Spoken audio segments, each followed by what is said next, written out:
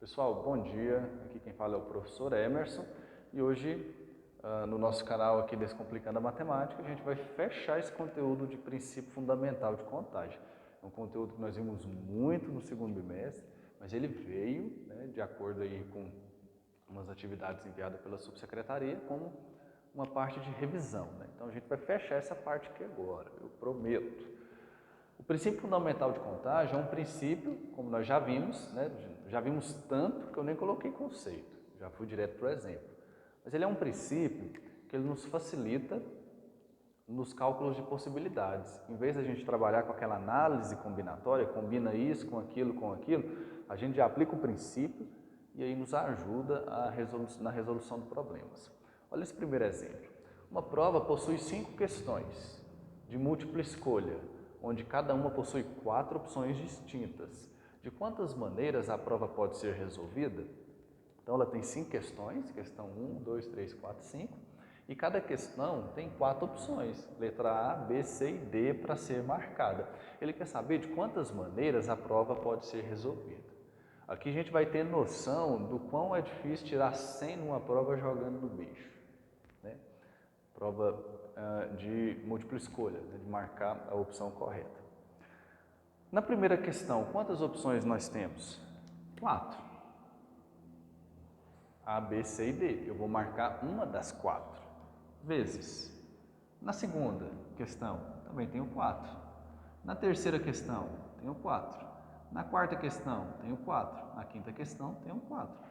Cada questão são 5 questões. Cada questão eu tenho 4 alternativas, então o cálculo é esse. 4 vezes 4, 16. 16 vezes 4, 64. 64 vezes 4, vamos fazer aqui rapidinho. 4 vezes 4, 16, sobe 1. 4 vezes 6, 24 mais 1, 25, 256. 256 vezes 4. 4 vezes 6, 24, sobe 2. 4 vezes 5, 20, mais 2, 22, sobe 2. 4 vezes 2, 8, mais 2, 10. Então, deu 1024. Então, pessoal, nós temos 1024 opções de marcar um gabarito dessa prova. A gente tem 1024 opções de gabarito. A primeira questão marcando letra A, a segunda marcando letra B, aí depois a primeira marcando C, e aí você vai fazendo essas combinações, 1024 opções de gabarito, apenas uma dessas opções que nós temos é o gabarito da prova que tira 100, Então, a alternativa correta é a letra B, tá vendo? Tanto que jogar no bicho é difícil, tem que estudar. E aqui, tanto que o princípio fundamental de contagem, ele, como a própria palavra diz, ele é fundamental. Pensa a gente fazer todas as análises combinatórias, fazer 1024, não dá, é inviável. E aí ele nos ajuda simplificando esse tipo de cálculo. Segundo exemplo, quantos números de 3 algarismos distintos existem? Essa questão é muito importante, prestem atenção. Ele quer saber quantos números de 3 algarismos distintos existem. Isso aqui é muito importante. Distintos. O que isso quer dizer? Olha isso aqui. 556.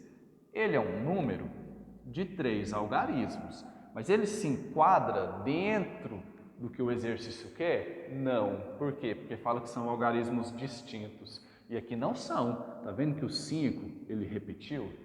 Não pode repetir, tem que ser algarismos distintos, algarismos diferentes. Então, por exemplo, o 671 ele entra. Por quê? São 3 algarismos e são distintos. E aí ele quer saber quantos números nós temos. Prestem atenção.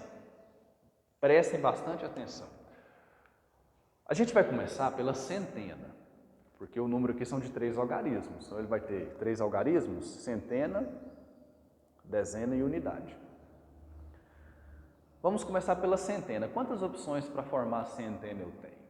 Se eu analisar, eu tenho 10 algarismos, de 0 até 9. Eu posso usar os 10 para formar a centena? Não, eu posso usar 9 algarismos. Qual é o algarismo que eu tiro? O 0, porque se eu coloco assim, 0,98. Ah, professor, tem 3 algarismos? que são distintos. Sim, tem 3, mas o 0 à esquerda ele é nulo. Então acaba que esse número aqui fica de 2 algarismos e não de 3. Então eu não tenho 0 como opção para o primeiro número. Não tenho. Né? Então, para a centena eu tenho 9 opções. 9, que é de 1 a 9. Vezes. Para a dezena, quantas opções eu tenho? Ah, professor, se são algarismos distintos, eu tenho que tirar o que eu usei na centena. Então, se na centena eu tenho 9, na dezena eu vou ter 8. Não, na dezena eu tenho 9. 9 opções também. Como assim, professor? Eu tenho que entender que o que eu usei na centena, eu não posso usar na dezena. Mas na dezena, o 0 já pode entrar. Então, eu tenho 9 opções. Na dezena, o 0 pode entrar. Por exemplo, 108 é um número de 3 algarismos distintos. Então, na dezena, o 0 já entra, certo? E aí, para a unidade, que está faltando. Não posso usar os números que eu usei anteriormente, então fica 8 opções. E aí eu tenho aqui 9 vezes 9, 81. 81 vezes 8. 8 vezes 1, 8. 8 vezes 8, 64. Dá 648. Então eu tenho 648 opções de formar esse número de 3 algarismos, letra A. Certo? Terceiro exemplo. Quantos são os números pares de 3 algarismos e começados por um algarismo ímpar? Fiquem atentos. Quantos são os números pares de 3 algarismos e começados por um algarismo ímpar? Pessoal, o que determina se o número é par ou ele é ímpar? É como ele começa ou é como ele termina? Por exemplo, o número 752. Esse número da centena é ímpar, o da dezena é ímpar, mas o da unidade é par. Então esse número ele é um número par. Ele é um número par. E ele entra no pré-requisito do enunciado. Por quê? Quantos são os números pares de 3 algarismos? Então esse aqui é um número par. Ele tem 3 algarismos e começados por um algarismo ímpar. Ele está começando com 7, que é ímpar. Então esse número aqui ele entra no que o exercício quer. Mas quantas opções de números nós temos? Nós vamos começar montando pela centena. Ele quer que começa por um algarismo ímpar. Então eu tenho 5 opções. Eu tenho 5 opções. Eu tenho que começar com 1, 3, 5, 7 ou 9. Eu tenho 5 opções para começar esse número, né? Começando por um algarismo ímpar. Para a segunda opção, para o segundo algarismo, que é a dezena, quantas opções eu tenho? Quantos são os números pares de 3 algarismos e começados por um algarismo ímpar? Ele impôs alguma condição para o valor do meio, para o algarismo do meio, que é a dezena? Não, ele não colocou nenhuma condição. Então eu tenho 10 opções. Como assim 10, professor? Não são 9 algarismos? Não posso esquecer do 0. E aqui, não é como o exercício anterior que falou distinto. O algarismo ele pode repetir. E aí, para finalizar, o final do número. Quantos são os números pares de 3 algarismos? Então, se são números pares, o terceiro algarismo, que é o da unidade, ele tem que terminar com um algarismo par. Aí eu tenho 5 opções também. Eu tenho 0, 2, 4, 6 e o 8. E aí nós temos 5 vezes 10, 50. 50 vezes 5, 250. Então eu tenho aqui 250 opções de números de 3 algarismos, começado com o algarismo ímpar, terminado com o algarismo par. Tranquilo? E para finalizar agora, o quarto exemplo, que é o mais difícil, deixei ele por último, então prestem bastante atenção. Cristina nasceu em um dia par, de um mês ímpar, de um ano par. Sabendo que ela nasceu após 1991 e antes de 2014, quantas são as possíveis datas para o nascimento de Cristina? Então, quantas opções de data de nascimento ela tem? Inúmeras, né? O que a gente vai saber? Vai descobrir qual foi a data que ela nasceu? Impossível, através desse problema aqui, é impossível. Ele quer saber quantas opções de data de nascimento ela tem. Então, vamos analisar. E a gente vai começar pelo dia, depois vai para o mês, depois vai para o ano. Então, Cristina nasceu em um dia par. Quantas opções eu tenho? Então, 15.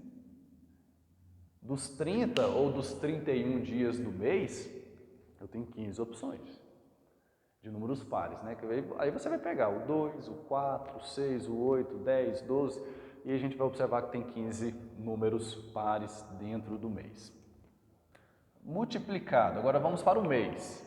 Cristina nasceu em um dia par de um mês ímpar. Quantos meses ímpares nós temos no ano? 6 meses. A gente vai pegar, né? Janeiro, março, maio, são os meses ímpares, né? E a gente vai ter um total de 6 meses. São 12 meses. Então, são 6 meses ímpares e 6 meses pares. Multiplicado agora pelo ano. Então, Cristina nasceu em um dia par, de um mês ímpar, de um ano par. Ela nasceu em um ano par. Sabendo que ela nasceu após 1991 e antes de 2014. Ela nasceu após 1991 e antes de 2014. Quantas são as possíveis datas para o nascimento de Cristina? Então, a gente vai colocar aqui os anos e aí a gente vai selecionar os anos pares. Ela nasceu depois de 91, então 92 já entra, né? Ela pode ter nascido em 92 e ela nasceu antes de 2014. Então 2014, apesar de ser par, ele não vai entrar porque nasceu antes desse ano aqui. Então nós temos entre 91 e 2014 de ano par, nós temos 92, 94, 96, 98, 2000, 2002, 2004, 2006, 2008, 2010 e 2012. Né? O próximo é 2014, mas não entra porque ela nasceu antes. Aí a gente vai contar aqui. Então nós temos 1, 2, 3, 4, 5, 6, 7, 8, 9, 10, 11. Então nós temos 11 anos pares entre 91 e 2014. Montei o meu cálculo do princípio fundamental de contagem, eu realizo a multiplicação. 15 vezes 6, 90. 90 vezes 11,